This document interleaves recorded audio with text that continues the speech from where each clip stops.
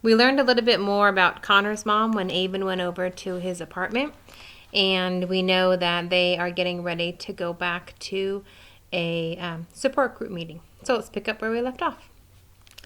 Connor and I walked up to the door of the Tourette's support group.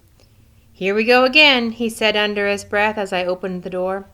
This month's group was smaller. Only Dexter, Jack, and Mason were there. "Hey, Armless Avon," Dexter said. "Is that a new tick, Dexter?" I asked, thinking of his tendency to say sometimes inappropriate things. "What do you mean?" he said, baffled, and an expression that said so on his face. I grinned at the floor and said, "Never mind." Dexter patted the seat next to him. "Come sit over here, chicken." Connor and I walked 2 seats and sat next to Dexter.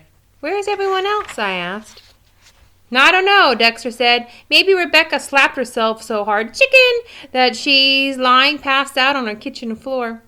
Jack snorted loudly. "That's not cool, Dex," he said. I shook my head. "Definitely not cool." "I'm sorry," he said, clearing his throat the best and trying to look as innocent as possible.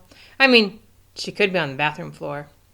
"That's enough, Dexter," Andrea said, looking up from the clipboard she had in her lap.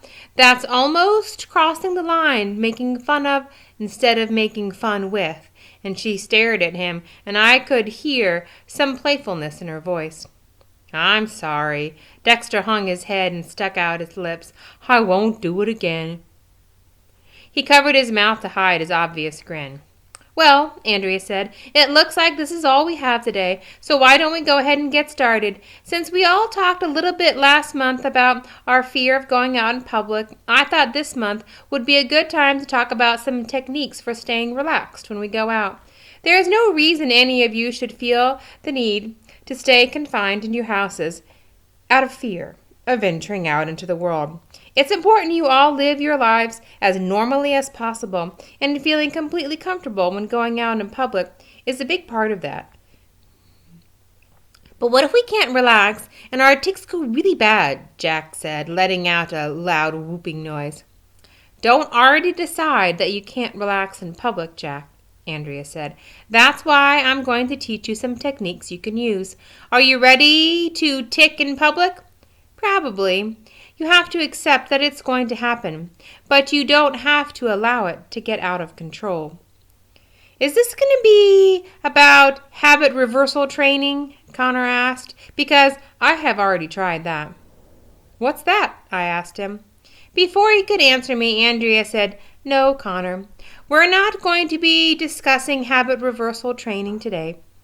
Connor turned to me. "It's when you try to focus your attention on doing something that basically competes with your tic as soon as you feel the urge. Over time, it's supposed to have those urges to tic come less often." "Does it work?" I asked. "A little," Connor said, "but I haven't been very good about doing it." "It can work for some kids," Andrea said, "but today we're just going to focus on relaxing." I ignored her. "Maybe you should try it again if it helped," I said, Connor. "I told you I'm not going to therapy anymore, Avon," he said. "Besides, it didn't really work that well for me." I frowned and kicked at the chair legs as Andrea went on about how to breathe deeply. We all closed our eyes, and she told us to breathe in slowly through our noses and out slowly through our mouths. I found it difficult to relax with Dexter repeatedly saying "chicken" next to me, but I did my best. "Now," Andrea said in a soothing voice, "feel a warmth in your chest, a wonderful warmth that travels from your chest to your shoulders, to your arms, and to your fingertips." I couldn't help it. I totally burst out laughing. Then Connor and the other guys joined in. "You feel that warmth in your fingertips, Avon?" they asked. Andrea tried to continue talking about the warmth drifting down to our legs and feet, but everyone was giggling and ticking, so eventually she gave up and talked to us about other ways we could relax in public. These included using breathing, visualization, meditation, and even counting or going over the times table. At some point, Andrea said we should all have a goal we were working toward instead. It didn't need to be a big goal, but something that we could easily attain, like my parents had always taught me, one small goal at a time. Dexter said he wanted to make it through a meeting without calling his mom to check the stove. Andrea said that was a very good goal. Then Dexter asked if he could call his mom to check the stove, and Jack said he wanted to talk to this girl at school that he liked, not to ask her out or anything, but just to say hi. And Mason wanted to stop making farting noises. When Andrea asked me what my goal was, Connor and I looked at each other with knowing grins, but I wasn't about to tell the whole group about our murder investigation. Instead, I said I wanted to learn how to use nunchucks, which was also true. When Andrea asked Connor about his goal, I blurted out, Connor's going to challenge the next person who makes fun of him at school to a cage match. The others giggled, but Connor squinted at me suspiciously and then turned his attention to Andrea. I guess I should try to get out somewhere, he said. I haven't really been anywhere but school and Stagecoach Pass since I moved. The way he said his goal kind of felt non-committal, and I doubted if he was going to follow through with it. Andrea gave us the last 10 minutes to socialize, so everyone wanted me to show them what kinds of things I could do with my feet. Andrea handed me her clipboard, paper and pen, and I wrote, "People with arms are lame." I also opened up a water bottle and put my hair in a ponytail. Pretty impressive stuff. "Wow, Avon," Dexter said. "You are like a superhero, like a totally awesome, armless superhero."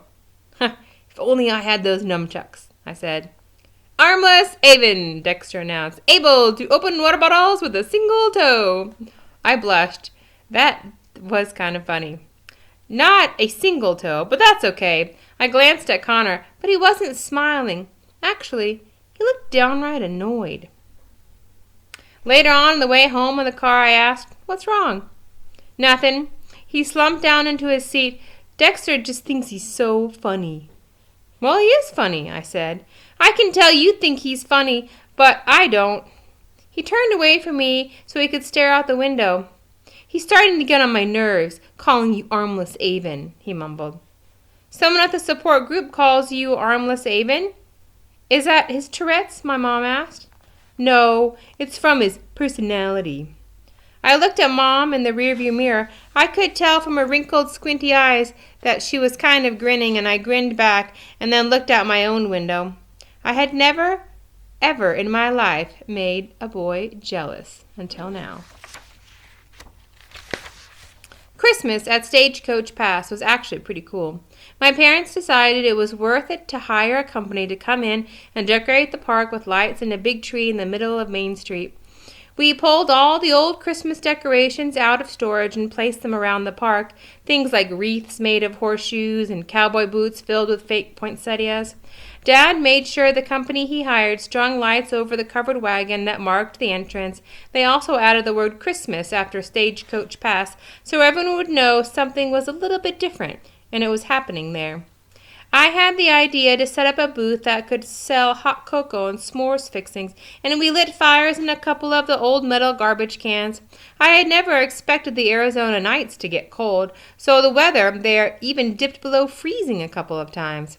I actually got to wear my earmuffs while I stood outside with Connor roasting marshmallows over the fire. Well, he roasted marshmallows for me. I couldn't exactly do that with my toes, because they were too cold. "It's too bad Zion's gone for winter break," I said. Zion and his family were spending 2 weeks in New Zealand. They'd gone all the way to the other side of the world to visit the movie sets from the land of the Lord of the Rings. My dad had raised an eyebrow when I told him that and said, "I've got to meet those people." Zion told me it's actually summer down there right now. How weird is that? Connor didn't answer as he looked around and barked nervously. The roasting sticks he held over the fire shook a little. "This place is busier than ever," he said, and barked. And the people roasting the marshmallows started to stare at him. And I told them, "Oh, don't let it scare you." Connor looked offended. "Oh, come on." I raised an eyebrows and said, "I mean, you don't want to be too busy here at the thing." And I asked, "What's too busy for Stagecoach Pass?" Connor shrugged. "I don't know, busier than this." "Well, I hope that's not true, because I would miss you." I'm sure it will be really quiet again once Christmas is over, Connor said, which was obviously reassuring to him because he didn't like being around people, but not to me. I didn't want the park to get dead again. Connor pulled a marshmallow off the stick and shoved it into my mouth. Then things can, go back to being normal. I don't want no, I said with my mouth stuffed full of marshmallows. What? He asked. I swallowed. I don't want to go back to normal. I like it busy. You realize the park closes down. My parents might have to leave and find new jobs, and we'll have to move again. Connor frowned. Oh, I didn't really think of that. He stuffed another marshmallow into my mouth. Well, then I guess it stays busy, just as long as it doesn't get too busy. We invited Connor and his mom over for Christmas Eve. We held a dinner in the steakhouse and invited all the employees who didn't have family to spend with, and Mom and Dad ordered 3 big turkeys. What can I do to help? I asked Josephine, who was ordering everyone around in the kitchen. They were busy making cornbread stuffing, mashed potatoes, corn, and, of course, cowboy beans, cornbread, and coleslaw, which I most definitely would not be eating.